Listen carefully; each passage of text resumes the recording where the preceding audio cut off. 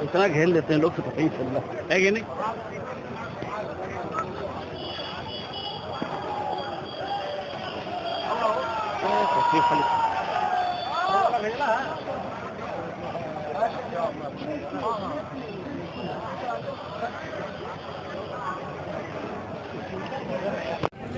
Fine डालूंगा आ जाएगा। ठीक है, हाँ रोज है।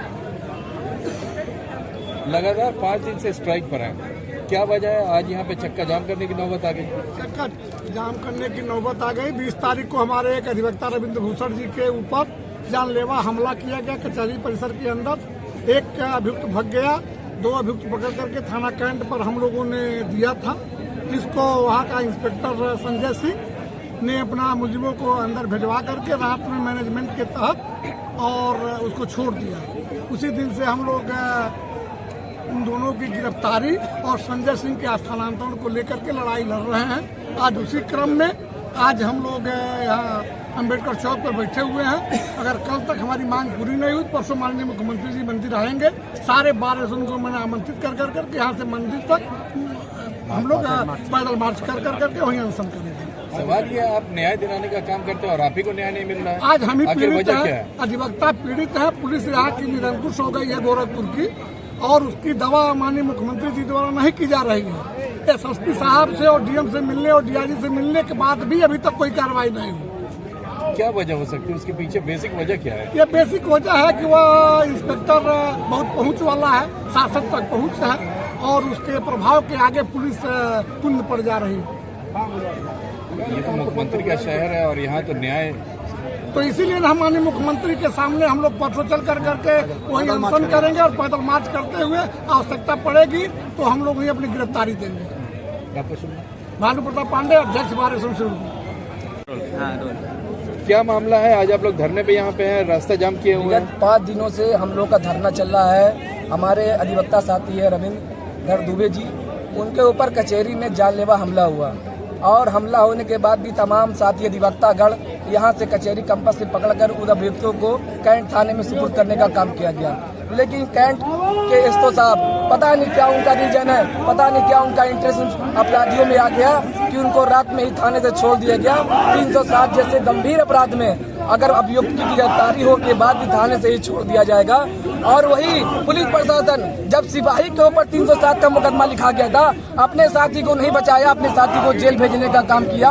अधिवक्ता पे हमला होता है तो अधिवक्ता साथी के जो भी मुलजिम है उनको 307 जैसे गंभीर धाराओं में थाने से छोड़ने का काम किया। मैं पूछना चाहता हूँ, ऐसा क्या इंटरेस्ट है कि उन्होंने थाने से ही छोड़ दिया? और हमारी मांग ये है कि सबसे पहले यहाँ के थानादार इससे कैंट का ट्रांसफर हो, और हमारे जो भी अधिवक्ता साथी पे हमला किया है अभियुक्तगण, उनकी तत्काल गिरफ्तारी हो। और एक मामला बड़लगंज में है हमारे अनिल त्रिपाठी जी का, उनका भी मुकदमा बड़लगंज पुलिस नहीं दर्ज कर रही है। अब विरोधी लोगों का मुकदमा, अधिवक्ता का मुकदमा नहीं दर्ज होगा। अधिवक्ता पीड़ित है, अधिवक्ता कहाँ जाए? अगर अधिवक्ताओं को तुम लोग चैलेंज करने की कोशिश करोगे तो वो दूर दूर नहीं, कप्तान का घेराव किया जाएगा। इसी चौराहे पर कप्तान का पुतला और थानादार का पुतला दहल किया जाएगा। हम अधिवक्ताओं को शांतिपूर्ण तरीके से काम करने दिया जाए। हम अधिवक्ता गरीब, अन्याय शोषित पीड़ित व्यक्ति को न्याय दिलाने के लिए कचहरी में आते हैं, उनको न्याय दिलाने का काम करते हैं। आज तमाम पदाधिकारी कचहरी से वापस लौट जा रहे हैं। कोई 50 किलोमीटर दूर आ रहा है, कोई 60 किलोमीटर दूर आ रहा है,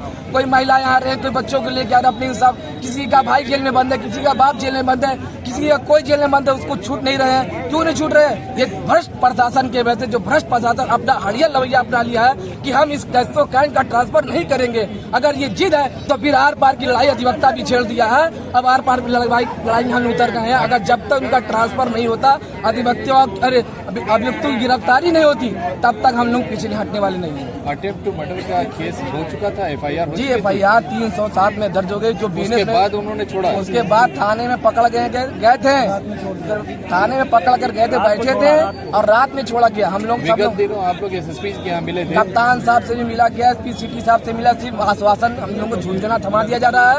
आश्वासन का उन्होंने ये भी कहा था कि उनको हटाने की कार्रवाई हो रही है, उनको हटाने की कार्रवाई हो रही, लेकिन अभी तक नहीं हुई। अगर हो जाए तो हम लोग शांति प्रिय से अपना काम करें। हम लोग तो वेतन भोगी नहीं है, फिर भी आंदोलन कर रहे हैं। ये पुलिस वाले तो वेतन भोगी हैं, उनको तनख्वाह तो मिल रही है। अगर उनको हटा दिया जाएगा तो आपका धरना खत्म, हम लोग का धरना समाप्त हो जाएगा। हम लोग चाहते हैं शांति से जिला चले। मुख्यमंत्री का जिला माननीय मुख्यमंत्री से निवेदन करेंगे, अनुरोध करेंगे, ऐसे थानादार को हटाने का काम करें। उनका ट्रांसफर कहीं भी कर दे, इतना थाना है गोरखपुर में, कहीं भी कर दे, हम लोग कोई दिक्कत नहीं है। अधिवक्ता गिरफ्तारी Naseem Ahmad advocate, civil court bar Gorakhpur. कहाँ जा रहे हैं? 21 तारीख से लगातार अनशन पे, न्याय नहीं मिलता दिख रहा है। जो न्याय दिलाती है अधिवक्ता संघ, उसी को न्याय की जरूरत पड़ गई। क्या कारण है कि आज आप लोग यहाँ पर स्ट्राइक पे आ गए? देखिए, आज के समय में प्रशासन भ्रष्ट हो चुका है, पुलिस नकारा हो चुकी है। हम मांग करते हैं न्याय की, न्यायोचित कार्यों की। उसी के लिए हम लोग इतने दिन से स्ट्राइक। आप बतावें, हमारे अधिवक्ता के साथ एक घटना होती है, हम FIR देते हैं, आप FIR नहीं दर्ज करते हो। मुलजिम पकड़ा हुआ था, पैसा लेके आप छोड़ देते हो। मैं पूछना चाहता हूँ जिलाधिकारी से, जनपद न्यायाधीश से, SSP से, IG से, DIG से, कि वो बतावें कि कानून की किस धारा में लिखा हुआ कितना रुपया लेंगे और मुलजिम को छोड़ देंगे। कहीं लिखा है? नहीं लिखा है। हम क्या मांग कर रहे हैं?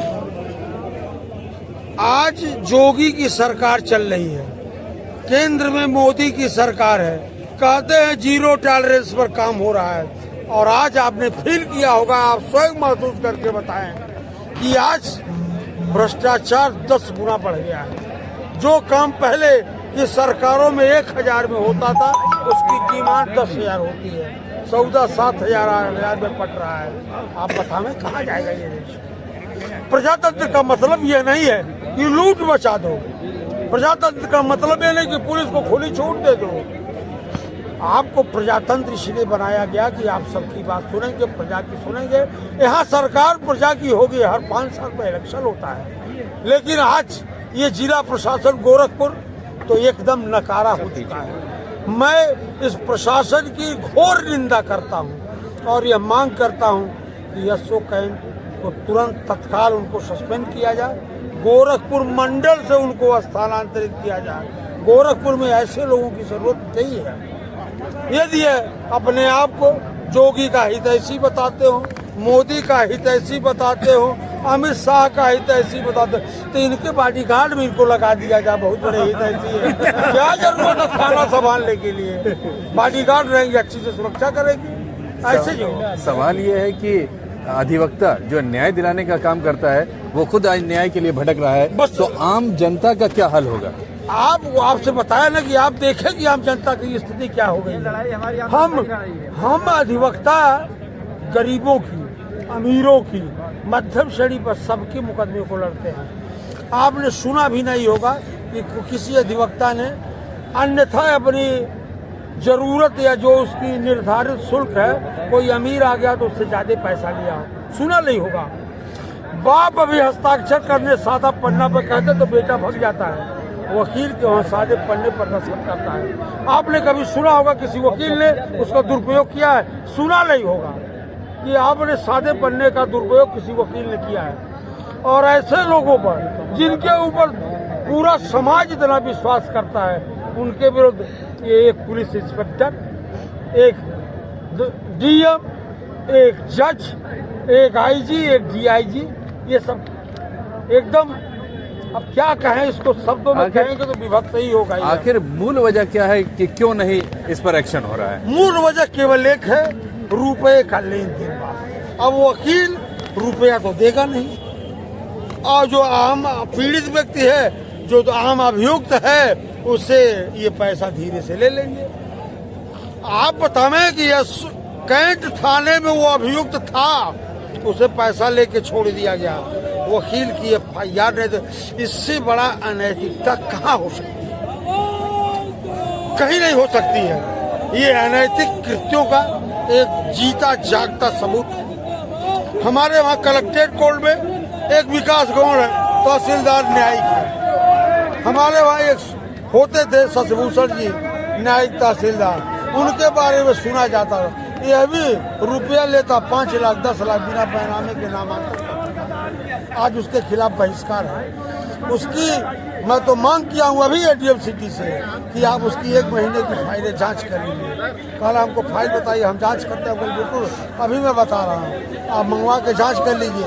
यदि वो गलत है तो आप उसको कल मैं तुरंत रेवेन्यू बोर्ड को भेज दूंगा। हमने कहा भेजेंगे कि मैं सस्पेंड में नहीं। ये लड़ाई कब तक चलेगी? जब तक हमारी मांगे पूरी नहीं हो जाती, जब तक कैंट इंस्पेक्टर ट्रांसफर नहीं हो जाते, जब तक अभियोग पंजीकृत नहीं हो जाता, जब तक मुलजिम गिरफ्तार होकर के अदालत में पेश है उसके खिलाफ का, तब तक चलेगा। आपका शुभ नाम? मैं अध्यक्ष जिला अधिवक्ता एसोसिएशन कृष्ण दामोदर पाठक।